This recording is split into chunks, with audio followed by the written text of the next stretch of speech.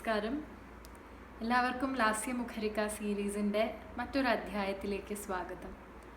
ഇന്ന് നമ്മളോടൊപ്പം സംസാരിക്കാനായി എത്തിയിരിക്കുന്ന കലാകാരി കലാമണ്ഡലം സത്യഭാമ ടീച്ചറുടെ വളരെ പ്രഗത്ഭയായ ശിഷ്യ ഗുരു കലാമണ്ഡലം സരസ്വതി ടീച്ചറാണ്.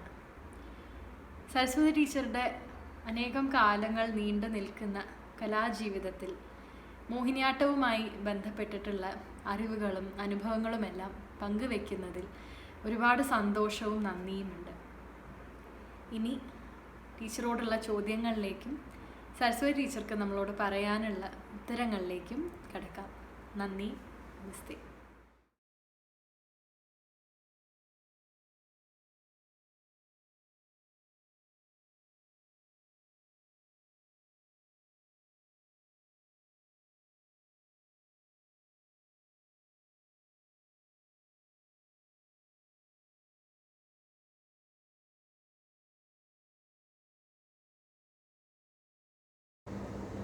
നമസ്കാരം.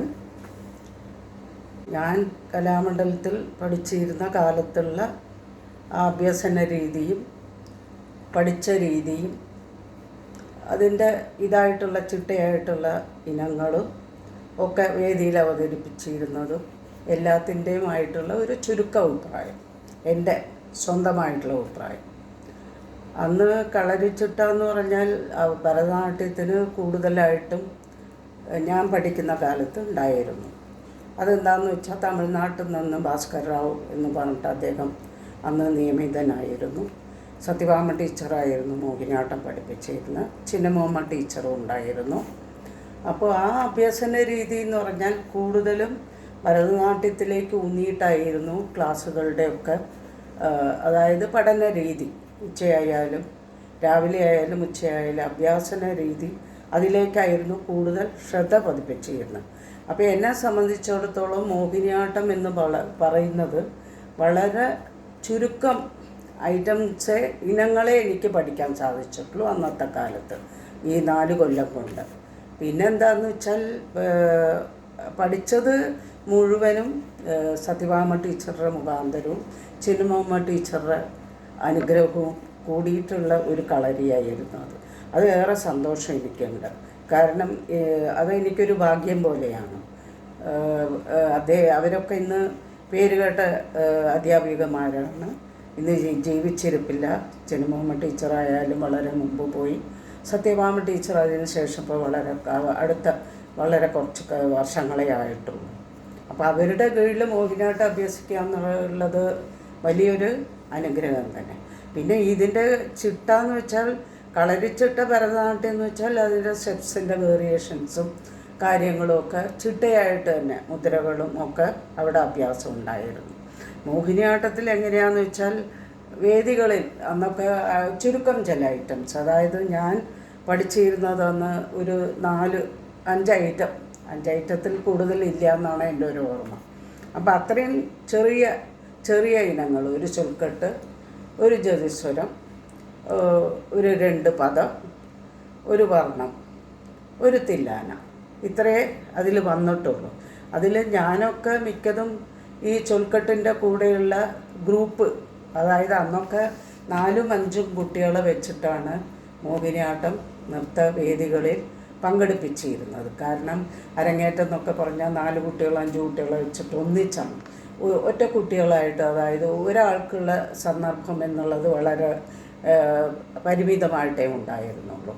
എല്ലാവർക്കും ചാൻസ് കൊടുക്കണം എന്നുള്ള ഒരു രീതിയായിരുന്നു, എല്ലാവരും രംഗത്ത് വരിക എന്നുള്ളത്. പിന്നെ ഉള്ളത് പദങ്ങളാണ്. അത് അഭിനയിക്കാൻ കഴിവുള്ള കുട്ടികൾ, അതായത് നന്നായിട്ട് രംഗത്ത് അവതരിപ്പിക്കാൻ കഴിവുള്ള കുട്ടികളെ വെച്ചിട്ടാണ് അന്നൊക്കെ വർണ്ണം പദങ്ങളൊക്കെ ചെയ്യിപ്പിച്ചിരുന്നത്. അതൊക്കെ കണ്ടു വളർന്ന ആളാണ് ഞാൻ.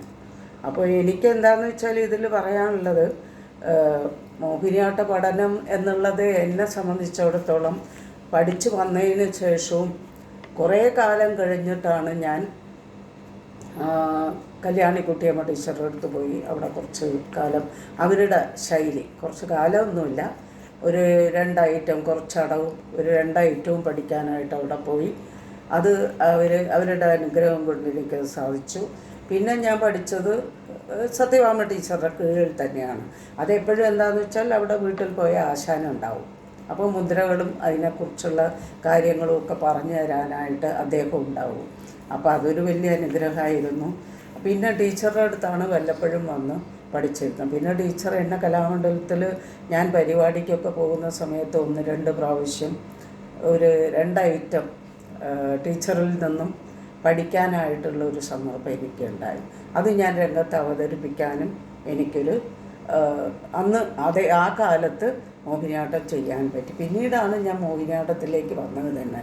വളരെ വർഷങ്ങൾക്ക് ശേഷം ഭരതനാട്യമായിരുന്നു എൻ്റെ മുതൽക്കൂട്ട്. എന്താണെന്ന് വെച്ചാൽ ഞാൻ മദിരാശി പോയി, ഇവിടുത്തെ കോഴ്സ് കഴിഞ്ഞ് മദിരാശി പോയി പഠിച്ചതും അവിടെയുള്ള വലിയ ഗുരുക്കന്മാരെയൊക്കെ കണ്ടു വളർന്നതും അവരുടെയൊക്കെ പക്കൽ എനിക്ക് ശിക്ഷണം ചെയ്യാൻ സാധിച്ചത് ദൈവാനുഗ്രഹം മാത്രമാണ്, എൻ്റെ മാതാപിതാക്കളുടെ അനുഗ്രഹമാണ്. ഇതൊക്കെയാണ് എനിക്ക് ആദ്യത്തെ ക്വസ്റ്റ്യനിൽ കുട്ടിയോട് പറയാനുള്ളത്.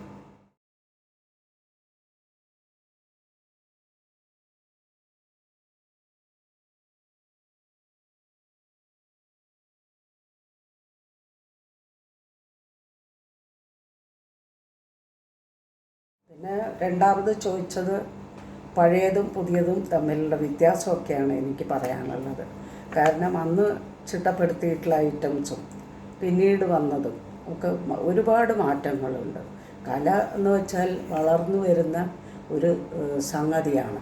എല്ലാ കലകളും, അതിപ്പോൾ ഏതായാലും നൃത്തമായാലും ശരി, സംഗീതമായാലും ശരി, വാദ്യം ആയാലും ശരി, എന്തായാലും വളർന്നുകൊണ്ടേയിരിക്കുന്ന ഒരു സിറ്റുവേഷനാണ് ഇന്ന്. അതായത് പലരും പലതരത്തിൽ അതിനെ വളർത്തിക്കൊണ്ടിരിക്കുന്നു. ഇല്ലെങ്കിൽ അതിന് ഇത് കോട്ടം വരാത്ത രീതിയിലും എല്ലാവരും ചെയ്യുന്നുണ്ട്. ഓരോരുത്തരും അവരവരുടേതായിട്ടുള്ള രീതിയിൽ അത് രംഗത്ത് പ്രകടിപ്പിക്കുന്നു.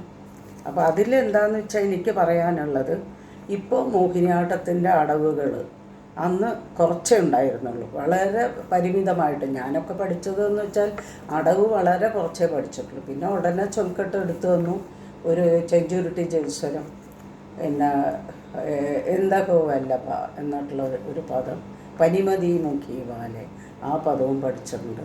പിന്നെ ഒരു യദുകുല കാമ്പോജി വർണ്ണം, തെലുങ്ക് സാഹിത്യം, അതെടുത്തിരുന്നു ക്ലാസ്സിൽ. അതൊന്നും ഞാൻ അധികം അഭ്യസിച്ചിട്ടില്ല. പിന്നെ ഒരു തില്ലാന, അതിൽ കൂട്ടം നിന്ന് അഭ്യസിച്ചിട്ടുണ്ട്.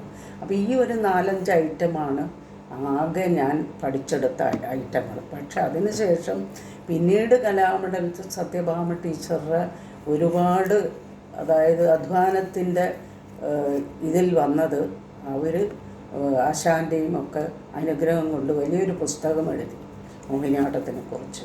അത് നിങ്ങളെപ്പോലുള്ള കലാകാരികളൊക്കെ വായിക്കേണ്ടതാണ്. അതിൽ നിന്നും ഒരുപാട് അറിവ് നിങ്ങൾക്കൊക്കെ സമ്പാദിക്കാൻ സാധിക്കും.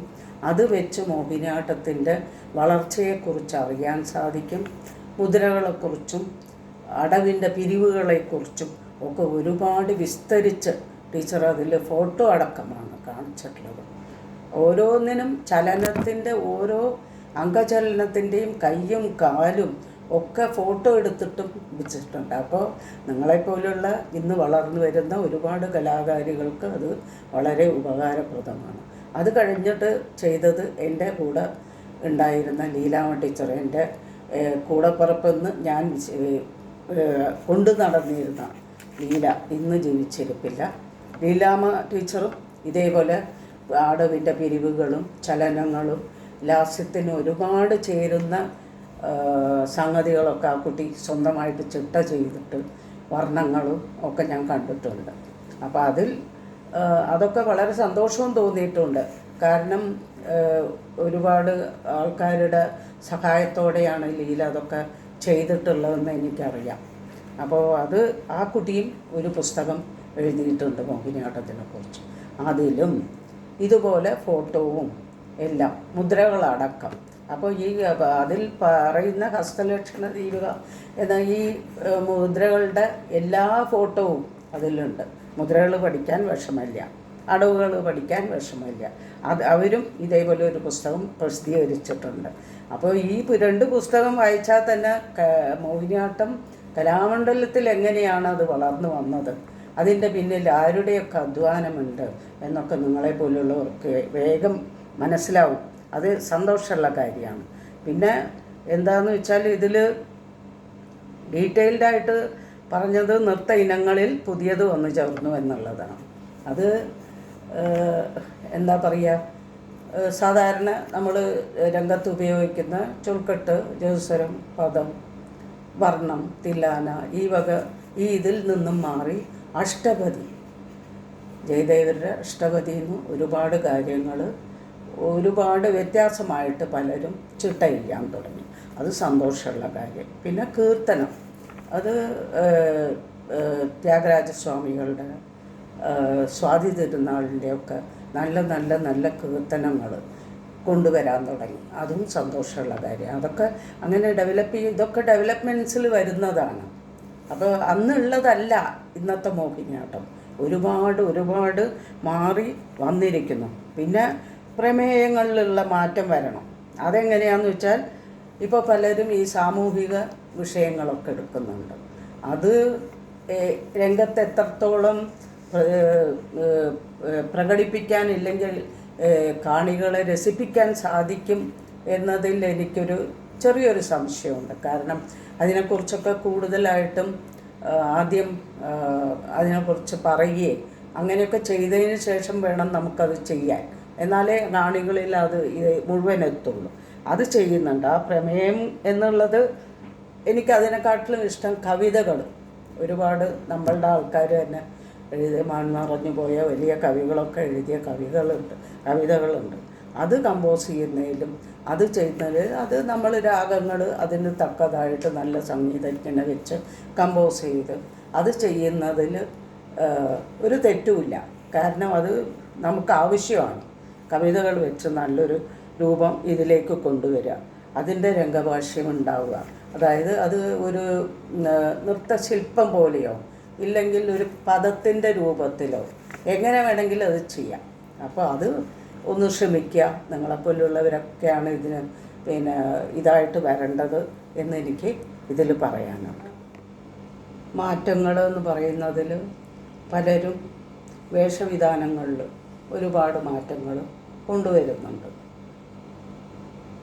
എന്തൊക്കെ ആയാലും ആ തനി മോഹിനിയാട്ടം എന്ന് നമ്മൾ രംഗത്ത് അവതരിപ്പിക്കുമ്പോൾ കലാമണ്ഡലത്തിൽ ഇന്നും ചെയ്തുകൊണ്ടിരിക്കുന്ന നിറവ്യത്യാസമില്ലാതെ ആ ഒരു എന്താ പറയുക, കോടിക്കളറിൽ ഗോൾഡൻ ബോർഡർ ജരി വെച്ചിട്ടുള്ള ആ ഒരു കോസ്റ്റ്യൂമിനുള്ള ഒരു അന്തസ്സ്, ഇല്ലെങ്കിൽ നമ്മളുടെ കേരളത്തിൻ്റെ ഒരു തനിമ മറ്റൊരു എന്താ പറയുക വേഷരീതിക്കും ഇല്ല എന്ന് തന്നെ ഞാൻ ഉറപ്പിച്ച് പറയും. കാരണം എനിക്കതിനോടൊന്നും വലിയ താല്പര്യമില്ല. അതുകൊണ്ടായിരിക്കാം ചിലപ്പോൾ. ഉപയോഗിക്കുന്നവർ ഉപയോഗിച്ചോട്ടെ.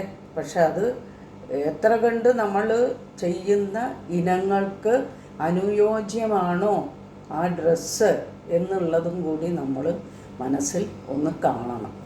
അല്ലാതെ ചെയ്യുന്ന വിഷയമൊന്നും വേഷം വേറൊന്നും ആയാൽ തമ്മിൽ യാതൊരു ബന്ധവും ഉണ്ടാവില്ല. ഈ വേഷം എന്നൊക്കെ പറയുന്നത് ശരിക്ക് പറഞ്ഞാൽ നമ്മൾ ചെയ്യുന്ന ഇത് എടുത്ത് ചെയ്യുന്നോ ആ ഒരു കവിതയായാലും ശരി, ഇതായാലും ശരി, ഞാൻ പറഞ്ഞില്ലേ, അതിൻ്റെ ടോട്ടൽ ഇതിൽ എങ്ങനെയാണ് ആ ക്യാരക്ടർ ഇത് വരുന്നത് എന്ന് വെച്ചാൽ അതിൻ്റെ ആ ഒരു ഇതിന് ചേരുന്ന വിധത്തിലുള്ള ഒരു കോസ്റ്റ്യൂം, ഒരു ഡ്രസ്സായാൽ അത് വളരെ നന്നായിരിക്കും. അതിലെനിക്കൊരു ചെറിയ അഭിപ്രായ വ്യത്യാസം ഇന്ന് ചെയ്യുന്നവരിൽ പലരിലും കണ്ടുവരുന്നുണ്ട്. അത് ചിലപ്പോൾ എല്ലാവർക്കും ഇഷ്ടമായി എന്ന് വരും. പക്ഷേ എന്നെ സംബന്ധിച്ചിടത്തോളം എൻ്റെ വ്യക്തിപരമായിട്ടുള്ള ഒരു കാര്യമാണ് ഞാനിവിടെ പറഞ്ഞത്.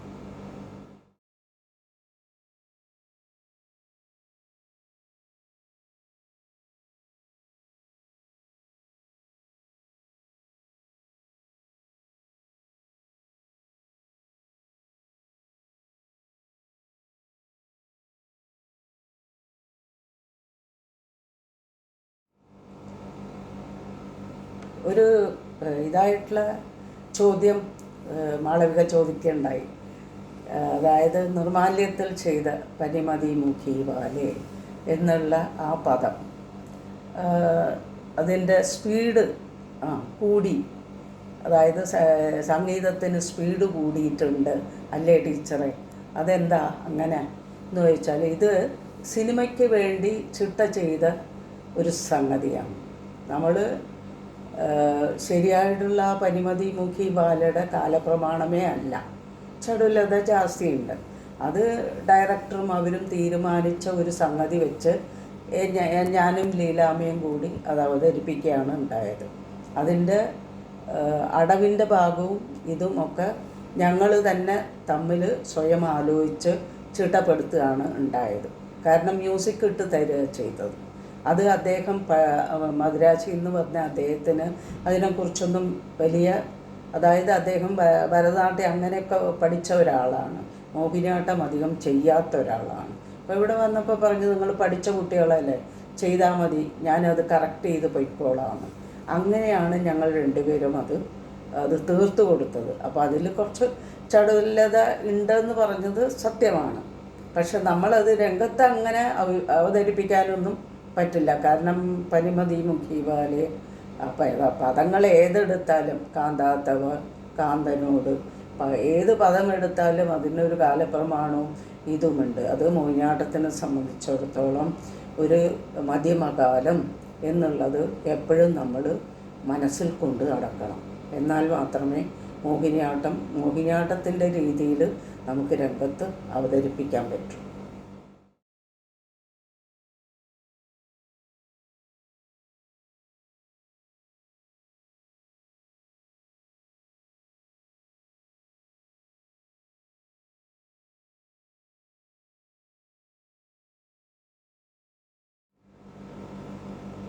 പദാർത്ഥം, വാക്യാർത്ഥം, ഇതിനെ രണ്ടിനെയും ഒന്ന് ടീച്ചറുടെ ഇതിൽ തോന്നുന്ന വിധത്തിൽ ഒന്ന് പറഞ്ഞു തരണം എന്ന് പറഞ്ഞിട്ട് മാളവിക ചോദിച്ചിട്ടുണ്ട്.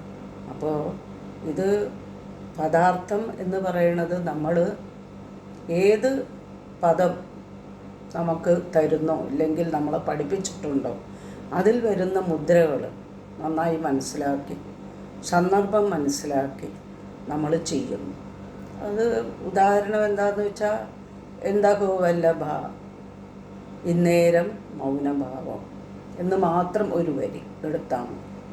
അപ്പോൾ ഈ എന്തകോ വല്ലഭ ഇന്നേരം മൗനഭാവം എന്നുള്ള ആ ഒരു വരി എടുത്തു കഴിഞ്ഞാൽ നമ്മൾ ആദ്യം നിന്ന് എല്ലാത്തിനും തുടക്കം എന്താണെന്ന് വെച്ചാൽ സമനിലയിൽ നിന്ന് കയ്യരയിൽ നമ്മൾ മോഹിനിയാട്ടത്തിന് പിടിപ്പിക്കുന്ന ജാതി പിടിക്കണമല്ലോ. പിടിച്ചു കഴിഞ്ഞ് ആദ്യം കണ്ണും പുരുകവും ഇളക്കി കഴുത്ത് ഇളക്കുക ഒരു പാട്ടിന് മുഴുവനും. അത് ഒരു 8 എണ്ണം ആവർത്തനം വരും. ആ ഒരു പാട്ട് കഴിഞ്ഞാൽ പിന്നെ അടുത്തിരിക്കുന്ന അതായത് നായകനോടാണ് ഈ ചോദിക്കുന്നത് നായിക. അപ്പോൾ അതുടനെ കാലെടുത്ത് വെച്ച് ഇരുന്ന് എന്താഹോ കാണിച്ചു കഴിഞ്ഞാൽ പിന്നെ വല്ലഭൻ കാണിക്കണം. അപ്പോൾ ഈ ദിക്കുന്ന എവിടെയാണോ നായകൻ ഇരിക്കുന്ന അവിടുന്ന് തുടങ്ങണം. വല്ലഭ ഇന്നേരം ഈ സമയത്ത് പിണങ്ങാം, മൗന ഭാവം. ഇത് വാക്യാർത്ഥമായി, അതായത് പദത്തിനനുസരിച്ച് നമ്മൾ ഓരോ മുദ്രകളായിട്ട് കാണിക്കുക. അത് രണ്ടാമത് കാണിക്കുന്ന സമയത്ത് അത് തന്നെ നമ്മൾ റിപ്പീറ്റ് ചെയ്യാൻ പാടില്ല. അതാവുന്ന സമയത്ത് അങ്ങനെ ഒരു വിഷമമുണ്ട്. അപ്പോൾ 2-3 തവണ പാടുന്ന സമയത്ത് വ്യത്യാസമായിട്ട് നമ്മൾ മുദ്രകൾ കാണിക്കണം. അപ്പോൾ രണ്ടാമത് വരുന്ന സമയത്ത് അല്ലയോ അങ്ങോട്ട് നായകൻ്റെ ഇടത്തേക്ക് നടന്നു പോവുക. അല്ലയോ ചൽ എന്താഹോ വല്ലഭ പ്രാണനായക എന്നുള്ളത്, ഇഷ്ടം എന്നുള്ളത് മനസ്സൊന്ന് കൊണ്ടുവന്ന് നായകൻ അവിടെ പിടിച്ച് അവിടെ തന്നെ നോക്കുക. വല്ലഭ ഇന്നേരം അത് തന്നെ കാണിക്കാം. ഇന്നേരം പിന്നെ പിണങ്ങാം, മൗന ഭാവം മിണ്ടാതെ ഇരിക്കുന്നത് എന്തിനാണ് എന്ന് കാണിച്ച സെക്കൻഡ് പോർഷൻ തീർന്നു. അങ്ങനെ നമുക്ക് ഏതൊക്കെ വിധത്തിൽ ടീച്ചർ പറഞ്ഞു തന്നിട്ടുണ്ടോ അത് അഭിനയിച്ച് കാണിക്കുക എന്നുള്ളത്. ഇത് പദാർത്ഥം, അതായത് പദത്തിന് വാക്കിനനുസരിച്ച് മുദ്രകൾ കാണിക്കാം. അതേ വാക്യാർത്ഥം വരുന്ന സമയത്ത് സന്ദർഭമാണ്, അതായത് നായകനോട് പറയുന്നതായിട്ട്, അന്ന് നിങ്ങൾ എൻ്റെ കൂടെ വന്ന് എത്ര നേരം നമ്മൾ തമ്മിൽ സംസാരിച്ച് പിന്നെ ഓരോ ഇതൊക്കെ കാണിക്കുക, അതായത് ചന്ദ്രനെ കാണിക്കുക പോലെ മുഖത്തോട് കൂടിയവളെ എന്നൊക്കെ. അന്ന് നിങ്ങൾ എന്നെക്കുറിച്ച് ഒരുപാട് പ്രശംസിക്കുകയൊക്കെ ചെയ്തു. ഇന്ന് എന്ത് പറ്റി? ഈ മൗനം, അതായത് ഇങ്ങനെ പിണങ്ങിയിരിക്കാൻ മാത്രം ഞാൻ എന്ത് തെറ്റാ ചെയ്തതെന്ന് പറഞ്ഞിട്ടാണ് ഈ രണ്ടാമത്തെ ലൈൻ വരുന്നത്.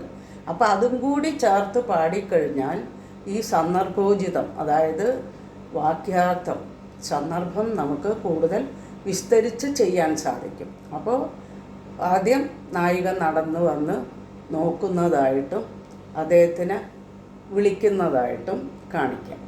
അപ്പോൾ ഇതെന്തിനാണ് എന്നോട് ഇങ്ങോട്ടല്ലേ വന്നത്, പിന്നെ എന്തു പറ്റി? ഞാൻ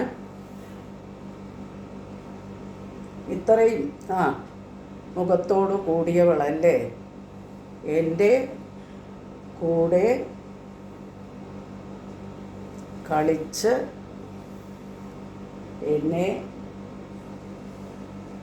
ആലിംഗനം ചെയ്ത് പോയ ആൾ വന്നതല്ലേ, എന്തു പറ്റി? ഇന്നെന്താ ഈ സമയത്ത് പിണങ്ങാൻ മാത്രം ഞാൻ എന്ത്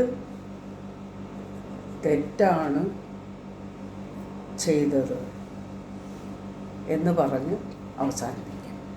അപ്പോൾ ഒരു വാക്യാർത്ഥം എന്ന് പറയുന്നത് ആ നായകനോട് വിസ്തരിച്ച് പറയണ പോലെ ഈ കാണികളിൽ ഈ മുദ്രകൾ കാണിച്ച് മുഖത്തോണ്ട് എത്ര കണ്ട് എക്സ്പ്രഷൻസ് കാണിക്കാൻ പറ്റുമോ അത്രയും കാണിച്ചു കഴിഞ്ഞ് ഇതാക്കി സന്ദർഭം വിവരിച്ചു കഴിഞ്ഞാൽ മനസ്സിലാവും.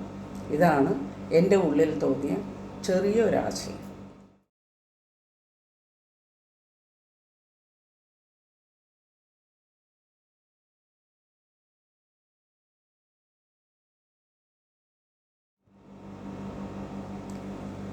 ലാസ്യം ശരീരഭാഷ എന്ന്, അതായത് എൻ്റെ കുട്ടി മാളവിക അതാണ് ചോദിച്ചിട്ടുള്ളത്, എനിക്ക് തോന്നിയിട്ടുള്ളത്. അതെ, എന്താണെന്ന് വെച്ചാൽ ഞാനൊക്കെ എങ്ങനെയാണെന്ന് വെച്ചാൽ ഇതൊക്കെ കമ്പോസ് ചെയ്ത് കയ്യിൽ കിട്ടുന്ന സമയത്ത്